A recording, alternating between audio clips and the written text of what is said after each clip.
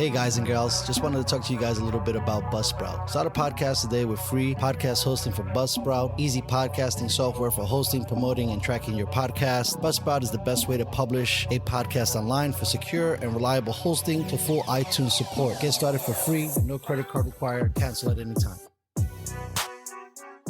Stats are for losers. That's why we took the damn field. Now, if you want to crown them, then crown their ass. This is what's great about sports. This is what the greatest thing about sports is. You play to win the game. Welcome to the Airin podcast.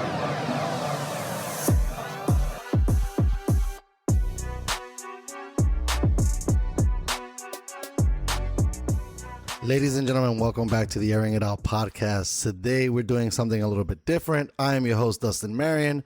We are going to be doing, we got Vegas Jimmy from Vegas over here. We're going to be talking some March Madness. We're going to be diving into some money lines, some spreads, and some March Madness action. How you doing, Jimmy? And welcome back to the show. I'm good, buddy. Good to see you again. Yes, it's always a pleasure, brother. How was March Madness this weekend in Vegas, bro? It was exactly like it sounds. It was complete madness. A great time, obviously, but a lot of work, lots of fun. Yeah, where you? I was looking there when I was watching it, and I gave you a buzz on Saturday. Tell me if I was wrong with this, but I think there was like 3 perfect brackets right up until Ohio won, out of like millions. Yeah, I heard something like that, but I mean, it's so difficult to get these games. It's hard enough to win the games when you're just wagering on them and trying to beat the spread either way, let alone, you got 64 teams. It's tough to get a perfect bracket. I don't think anybody's ever done it that I'm aware of. Yeah, I think Warren Buffett every year offers like a bunch of money for whoever gets a perfect bracket. So it's never happened. Right. All right, and then I wanted to ask you before we start diving in a couple more quick questions. So I had you on the phone. How good is Gonzaga, in your opinion, just watching them, if you've watched any games? I know they went into the tournament, according to you, you said they were undefeated, and then they played, I think, a 16th seed team. And I believe the storyline that I've seen, it's been 30 points, but they were a 32-point favorite. What are your thoughts on Gonzaga at this point? They're probably the team to beat. I mean, they just manhandled Oklahoma the other night by 16 points. They have 3 or 4 guys that can score consistently. I mean, think about it. For a college team, they're consistently putting up mid-80s to mid-90s per game, which is pretty amazing if you think about it. That's a lot of points. So they're going to be tough to beat. They've got Creighton coming up. I don't think Creighton can stay with them in any regard. Creighton's got a few shooters that could maybe make things interesting here or there, but at the end of the day, Gonzaga is going to be very tough to beat. So, I watched a little bit of it, but I had a couple of TVs going on, and once they started blowing out the team with that 30-point, I didn't see the second game. What makes Gonzaga good? Are they like just a bunch of bigs? Do they play like down low? Are they a zone team? Like, what is their identity that you've watched? Because I didn't get a chance because everybody changed the channel as soon as they started smoking that other team. They really can do it all. I mean, they can play inside out. They've got 3-point shooters. They've got guys that can post up. They don't make a lot of mistakes. They're very efficient with their half-court offense. They can run a little bit when there's time to do that, but they play really solid defense as well, which makes them as well. So they're just a tough team. They're going to play Creighton, and I probably foresee maybe USC after that, and I can definitely see them in the championship game without a problem. Yeah, I'm very impressed. Do they have like a known coach, or they just kind of came out of nowhere? Yeah, no, he's been there for a while. The thing that really has helped them the last few years is I think now they're starting to get better recruits. 10, 15 years ago, they weren't getting the McDonald's All-Americans at the Duke, the North Carolinas, and so on were getting, and now they're getting much better players. And he's a good coach. He good fundamentals, and yeah, they're going to be tough to beat. Usually, when a team is this dynamic coming into the tournament and usually going pretty deep, they get a couple of guys that are going to the NBA. Do you see at least one dude off that team being a first round pick in the NBA, or not really? It's a collective effort.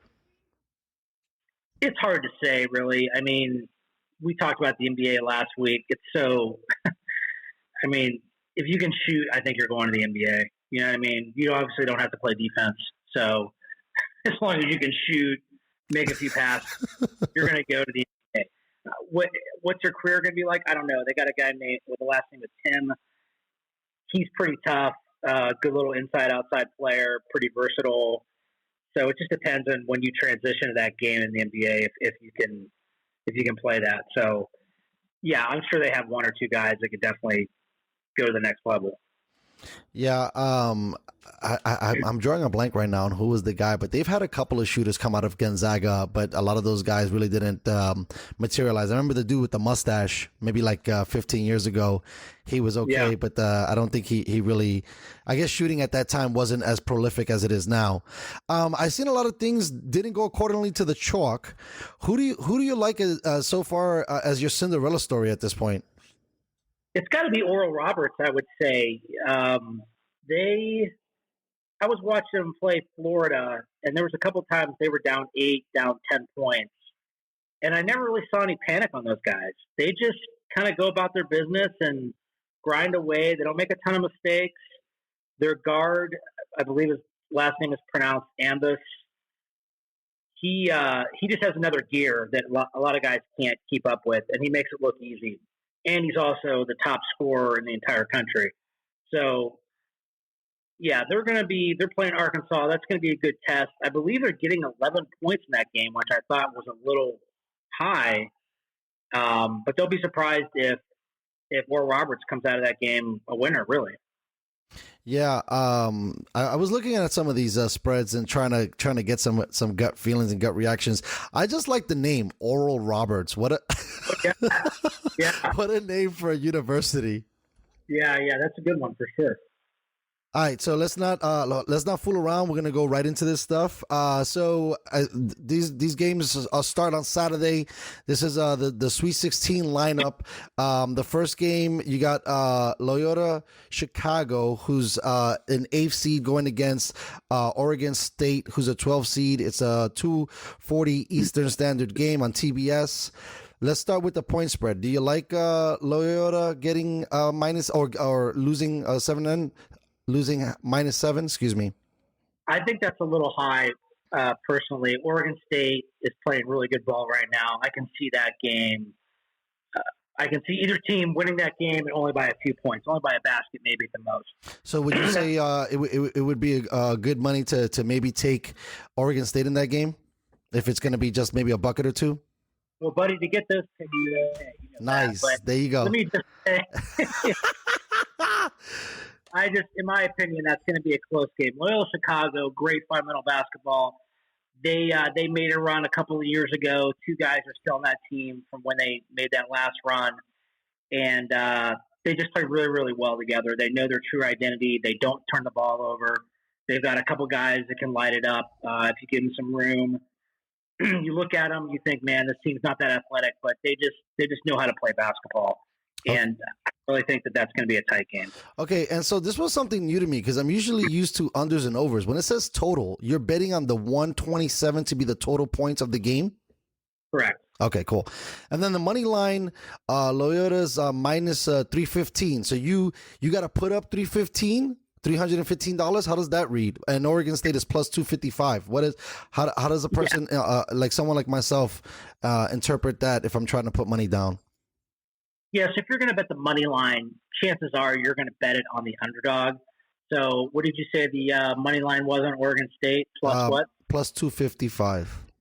Okay, so you're looking to make money on that end, if that makes sense. You're not going to minus 315. There's just too much what they call juice there to make any type of money there. You got to bet, $1,000 to win $300. You don't really want to do Gotcha. that. Okay. See, that's what I was looking for. All right, cool. So we're gonna move on.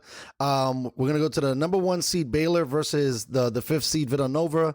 It always seems like Baylor always has a great basketball team, and the same for Villanova. That's a 5:15 Eastern Standard start on CBS.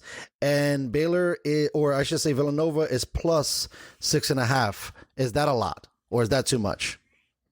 No, I think that's about right. Villanova is playing good as of late. They, I believe, lost 3 or 4 coming into the tournament. They lost their stud point guard, Gillespie, towards the end of the year. He kind of was the glue on the team. So I think they're starting to figure it out a little bit, but Baylor's very, very dynamic. Their point guard is probably one of the best in the country. They can play inside-out ball. They're big. They're physical. They rebound. It's going to be a tough task for Villanova to get past that game. That game, I think, could be a basket, or I could see Baylor winning by 20. It's hard to say on that one. Got you. And so for me, right, when I use like the NFL to read the needle, when we're talking about total here again, it's 137.5. Does that usually say it's probably going to be an under? So how do you read that in the sense of March Madness, let's say? No, they're just looking at, Baylor puts up consistently, 70 points, right? Okay. And Nova probably puts up consistently 65. They average all that out, and that's where they come up with that over-under on that line. Okay, and then the money line here is Baylor's minus 295 and Villanova's plus 240. Do you think Villanova's probably going to be a safer bet in this situation? If you're ever going to play money lines, in my opinion, you're going to play them in college basketball. Mm-hmm. Maybe not deep in the tournament, but you're probably going to play them in college basketball and possibly the NFL. Those are really the only times you're going to really look to play money lines, in my opinion. Okay, so then we'll move on to the next game. We got the 3 seed Arkansas versus 15. Apparently, your Cinderella Gems, Oral Roberts. This is a 7:25 Eastern Standard game on TBS, and Oral Roberts is plus 11. And you said that was pretty high in your opinion. Would it be good to be conservative on this front and maybe take Oral Roberts? I like Oral Roberts in this spot. Again, 11 points is a lot of points. They've got nothing to lose. Look at it this way. I mean, they're not supposed to be in this game whatsoever. They're a good team, but they're not supposed to be in this game. So when the game gets tight, when the game gets tight in the last 5-6 minutes, and it's only a 2 or 3 point game either way, Arkansas's got everything to lose. That's where you see guys get some nerves. Does that make sense? Yes, sir. Of course it does. Yeah, I would take the 11 points in my pocket for sure. I don't foresee Arkansas blowing out Oral Roberts. Let's put it that way. Well, based on what you're saying with the blowout, right now, this will be the highest total in the first 3 games that we did, and it's 159.5. So they must be expecting no defense. Would that be a fair statement to make?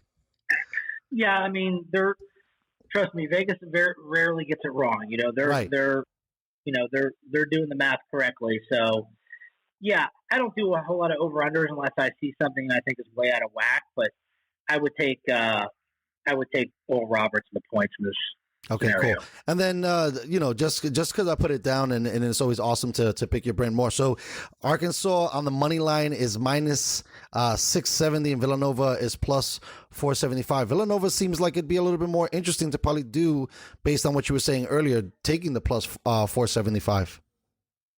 Yeah, in my opinion, out of those first 3 games, I would stay away from all the money lines. Got you. Okay, cool. All right, so we're going to move on. We're going to do number 2 ranked Houston versus number 11 Syracuse, and I really like this game. I think Syracuse, I don't know, I'm attracted to the number 11, and this game spoke to me the most. This is one of the night games on Saturday, 9:55 Eastern Standard on TBS, and the spread is Syracuse is plus 7 on this game. Is Houston that good or that much better? Houston is a very good team, but they play in a very weak conference. They were giving up 8 to Rutgers in the game before this. They won on a last-second shot against Houston. I like Syracuse and the points in this scenario. Syracuse is coming in hot. They play a 2-3 zone, which is very hard to beat. Houston does not have a lot of pure shooters. They have a guy named Grimes that can stroke it pretty good. But outside of him, not really pure shooters, and you really need a pure shooter to beat a zone. You need a guy that can consistently knock down that 3 ball, even maybe 3 or 4 feet beyond the 3-point line. I like Syracuse, and this is one that I would actually look at the money line on that one. What do you have for the money line? So the money line is going to be Houston is minus 315, and then Syracuse is plus 225 on this one. Yeah, this is one play where I might entertain the money line. I really like Syracuse just to win this game outright. It never hurts to take the points, obviously. I had guys take the money line. They're heartbroken that they didn't take the points. So sometimes there's no need to be greedy. I like Syracuse in this game to win the game. Yeah, I couldn't feel the same. I was watching the game last weekend with a Syracuse fan. I'm impressed. You know, obviously being from the East Coast and a New York native, it's nice to see that there's some New York presence within this. And so the total, again, just for shits and giggles, is 139.5. So I'm assuming that Vegas is thinking this game is going to be a tough and tight played matchup. Houston plays very, very aggressive defense. Every guy on their team can jump out of the gym. They're huge on the boards. They get offensive rebounds. And that's really where the game is going to be won or lost. Syracuse can knock it down from the outside, no problem. But can they keep Houston off the boards? If they can keep Houston off the boards, I think they win the game. In a 2-3 zone, you're going to have your forward flash to the foul line. That shot is open. If Houston has a guy that can knock down that shot consistently, it could be a long night for Syracuse. So we'll have to see what happens. Well, shout out to Don Casey, who's a former Temple coach, and I had a chance to talk to him, and he was always excited about running zone. Is this the only team in the tournament that's running zone? Some teams will Switch back on, right? Most teams will play man-to-man, but sometimes they'll flash a little zone in there just to mix it up, you know, maybe confuse the other team's offense for a little bit. And it really comes down to player personnel. Can you match up one-on-one with the other team? But Syracuse has been playing the zone under Mayhem for, 30 years or whatever, so that's not going to change. All right, I think I did a typo here on the copy, but this is probably be a big game. Everybody's going to be watching this one. I got number 1 ranked Gonzaga. I did not include Cretan's ranking in this one. Sorry, Cretan. It's two. I think these are going to be the Sunday start games. This is a 2:10 Eastern Standard on CBS, and Cretan is going to be getting plus 13.5. That sounds fair, right? Yeah, at least Gonzaga's a number 1. Creighton's coming in as a number 5. There you go. Thank you. Creighton hasn't looked great. They handled Ohio the other night. But honestly, Ohio just couldn't catch the ball. I watched that game, and there was 4 or 5 times where the ball was thrown to them, they just dropped it out of bounds. So I don't know what was going on with them, but Creighton played pretty good. They got rid of their coach a little while back. They kind of struggled a little bit coming into the tournament. I don't really think they played the toughest teams. I mean, they beat UCSB by a lucky the guy missed the layup in the last 2 seconds. They beat Ohio, who doesn't play in a very tough conference, obviously. And now they're going up against the number 1 seed. So don't be surprised if Creighton gets beat by 20. Yeah, no, this game actually spoke to me a little bit more. I don't know why, back to that 11 thing, but I like the money line in this, and the money line is crazy, but I feel like Gonzaga, based on everything you said, is a slam dunk. This is a 1,115 minus money line going against Gonzaga, and then Cretan is plus 700. But I feel like Gonzaga seems to be unstoppable at this point. They're well coached. Like you said, they do multiple things. It seems to me like a slam dunk. Yeah, if you want to go bet $20,000 and get, money, sure, go ahead and do that, buddy. Yeah, I wish I gotta go get my stock money out that's just been hemorrhaging in the market. All right, we're gonna move on to the next one. Number 1 overall, Michigan State in their conference versus Florida. Again, I dropped the ball on here. I don't know why. I must have been too excited. I didn't see their ranking. You can probably tell me really quickly. It's a 5:00 p.m. Eastern Standard start on CBS, and this seems to be a lot tougher. Florida State is going to be getting plus 3 in this game. Yeah, so Michigan comes in as a number 1 seed. Florida State's a number 4 seed. Florida State just manhandled Colorado. They're very long. They're athletic. They play a pretty good conference. That's going to be pretty tough. The Big Ten has not really shown well in this tournament at all. And I think I'm correct in saying that Michigan is the last Big Ten team still alive. So it's going to be interesting. I can see Florida State winning that game. It's another tight game, I think. And then here, these money lines look a little smaller, so maybe I don't have to get 20 grand. We got Michigan minus 159 and Florida State plus 135. So what do you think? Take the points. All right. Okay. So we're gonna move on. I'm surprised about this game because I gotta give a lot of shout outs because I'm over here in California now as a California resident. I'm super excited that we still have 2 Cali teams in this. So we got 2 Alabama against 11 USC. It's a 7:15 Eastern Standard start on TBS, and UCLA is gonna be getting. Maybe I said it wrong. I'm sorry. 11 UCLA, and UCLA is plus 6. I kind of like UCLA in this game. What do you think? Well, I had all my clients on UCLA yesterday, and they just manhandled Texas Abilene Christian. People have to go back and take a look at what I looked at when Abilene Christian beat Texas. Texas committed 27 turnovers. All right, that was a very sloppy played game, actually. Yeah. That's unheard of, right? So I had all my people jump on UCLA big, and obviously it really was never a contest. I think they were up 10 at halftime. They're up 19 in the first 5 minutes of the second period, and they win the game by 20. And they really didn't play well, to be honest with you. They didn't shoot the ball well. They passed pretty good, but UCLA didn't look like they did in their earlier game against BYU. So I think it's going to be tough. Alabama's very athletic again. UCLA does have a few studs. The problem with some of these college teams, and I think this is what separates Gonzaga from all of them, is Gonzaga has 3 or 4 guys that can score. So if one guy's having a bad night, it's okay. You got 2 or 3 other guys that can score as well. Not every team has that. UCLA has one guy that's a stud that can score. If he has an off night, they could really struggle. So that's where you see the big separation, in my opinion, with a Gonzaga, an Alabama, a Michigan, and so on. I found it interesting. Alabama's usually known for football. Are they starting to build and get recruits now headed over there now? Because to be ranked 2 in their conference seems to be a pretty good, statement for them moving forward. Nah, they're going to stay with football. Okay, cool. All right, no problem.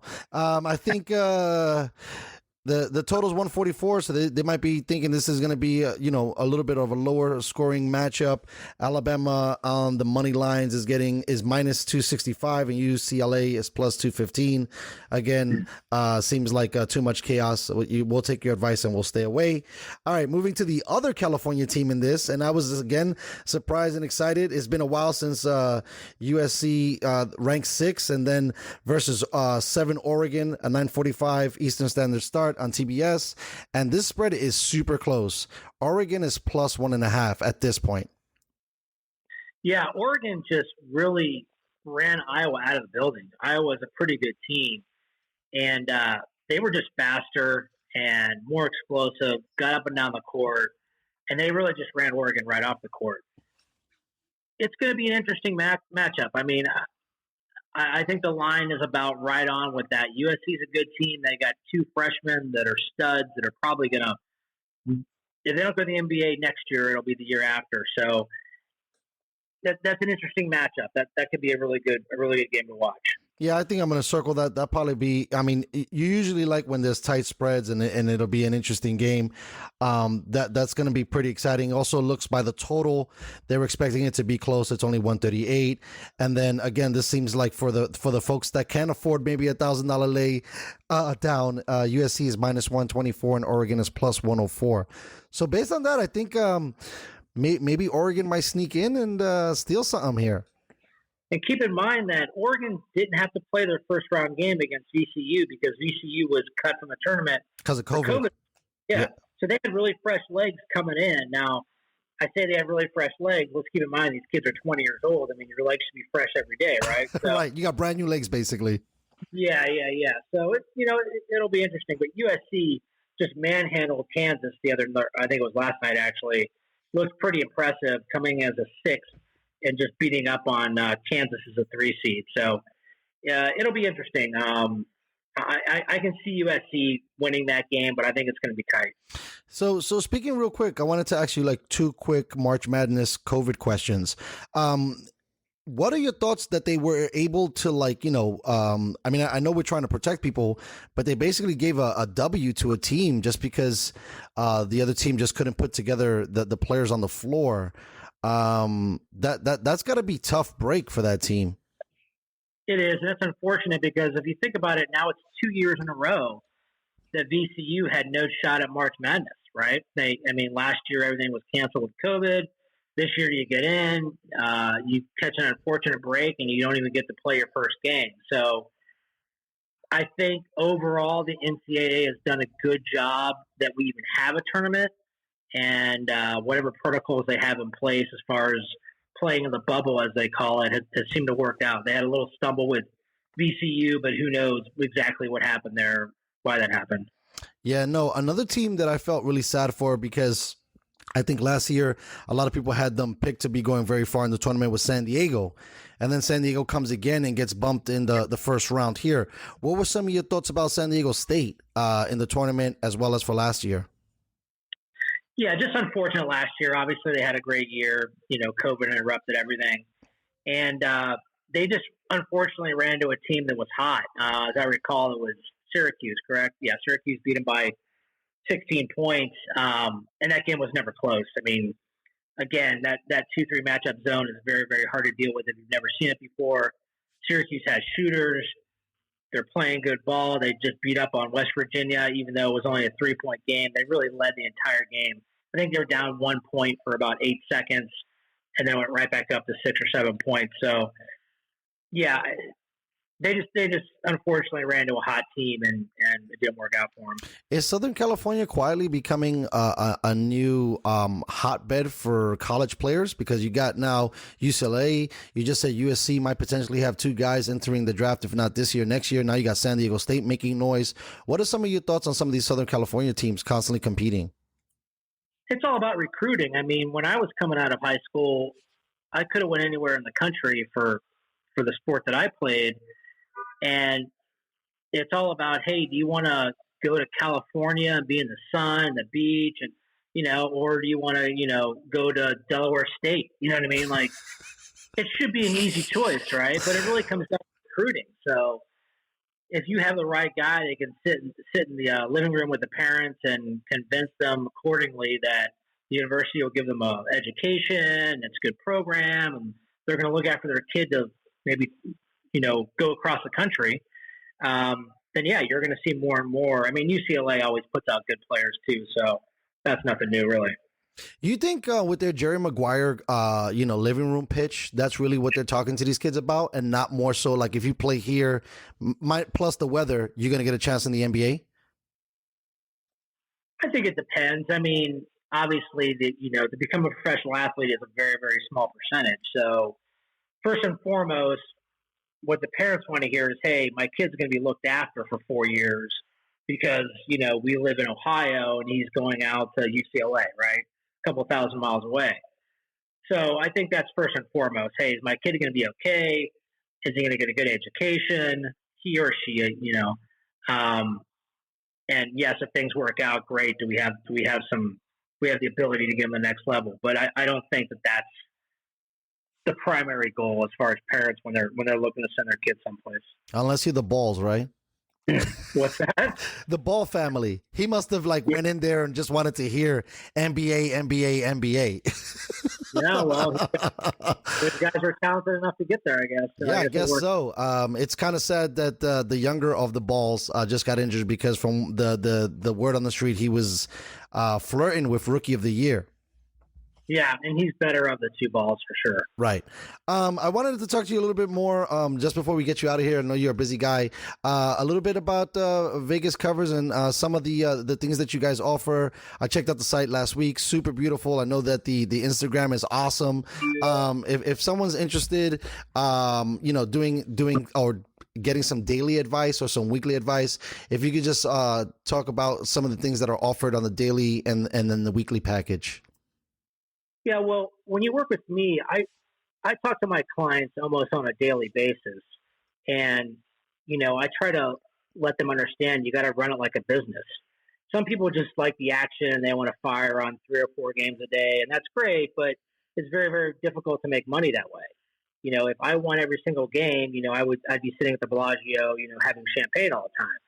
It just doesn't work that way. So in any business, it takes a little bit of money to make some money. I don't care if you're doing real estate or stocks or whatever you're doing. So it's really about building that relationship, building trust, talking on a daily basis, and staying within your means.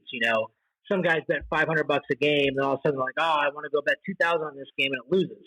Well, you just wiped out those other three wins that you had. So, there's certain ways to make money in this business that you can't get hurt and not, put yourself in a bad situation. So, again, I treat it like a business. And if my clients do that, which hopefully they do for the most part, then there's no problems there. So now with everybody getting, that Joey money, right? Do you think that this is, for the most part, I know you get some wins and losses, but do you really think that this could be a business that people, if they were smart about it, maybe hired a guy like you, could at least go 60% on wins and losses if they don't go too crazy? Like, is this a sustainable business trying to become a professional gambler? Let's say. I don't even like the word gamble because it has a derogatory term to it or connotation. You know what? I look at it as wagering. There you go. That's the better word. Thank you. Yeah, if you're gambling, that means you're just flipping a coin. Right. I don't gamble. I wager. There you go. My company spends a lot of money getting information that other guys just can't get. So, yeah, I look at it as wagering. When I tell guys, hey, go quit your day job, no. But, can you pick up an extra X amount of thousand per year? Yes. So it just depends on how you want to look at it. Some guys think that they're super smart. They quit their day job and right. I've heard this story before. And then they lose their ass. Yeah, 4 months later, they're sending me a postcard from the cardboard box. So you just got to be smart about it. That's all it is. I mean, you're never going to get wealthy, right? But you can definitely pick up a second income and have fun doing it. Who doesn't like wagering on sports? I mean, if you don't. Sports are always more fun if you've got something on the game, and it's even more fun when you're cashing your ticket. So, in your opinion, is it, like I said, is it better to hire an agency or to get, because you just mentioned that you guys get some knowledge and some stats, maybe some more data than some of the other guys are willing to get, and is it smarter to maybe invest in getting a company to look after your wagers a little bit better and get because I feel like when you're studying it yourself, like I've played, let's say, for example, fantasy, right? I know it's kind of not the same, but you're doing so much research that you get like over-researched. You've read so many things that you kind of tuck your way in and out of wagers or players or whatever the case might be. What are your thoughts on that? It's always in any line of work, if you can hire a professional to do it, you want to do that. I mean, you wouldn't go, have surgery on yourself. You would go to somebody that only does surgeries, right? This is all we do. I only wager and pick winners for my clients. That's it. That's all I do. I don't play tennis. I play some golf here or there, right? But, this is all I do. I don't have a third profession or whatever. This is it. This is what I do. So, yeah, if you can hire, it's just like if you wanted to go buy, get your stock portfolio. You go to financial advisor, right? I mean, he knows more than you're ever going to know. So, yeah, if you treat it that way, then you're always going to be better off if you don't. Well, that's sound advice. I hope folks take this and listen, because everybody thinks that they are a wager genius. I've ran into a few. you have no idea the guys that I talk to. Oh, I won 4 games in a row. I'm like, oh, that's great. It's like, nobody gives a shit. You won 4 games in a row. How about the 30 you lost before that? So, right. Some guys are ridiculous. They're just, they think they're super smart because they win a game here or there or whatever. And, I have to deal with those clowns all the time, but that's just part of the business. I find it funny too, because with me, I've only really, done a little bit, but it's insane to see, because I feel like, yeah, you might have won a couple, but the win-loss column is definitely got to be higher in the loss column if you're trying to go out there and do it all yourself. So, yeah, I look out my window right now and I can see the strip. And let me tell you something. There's a lot of casinos going in, and it's because guys think they're real smart at wagering or gambling unless they're doing it. And the casinos are like, no problem, we'll just keep building more casinos. So Actually, that's a really good point. Yeah, because when I was there was a whole bunch going up. So apparently people are losing their butts off. But I guess that's the fun of it, right?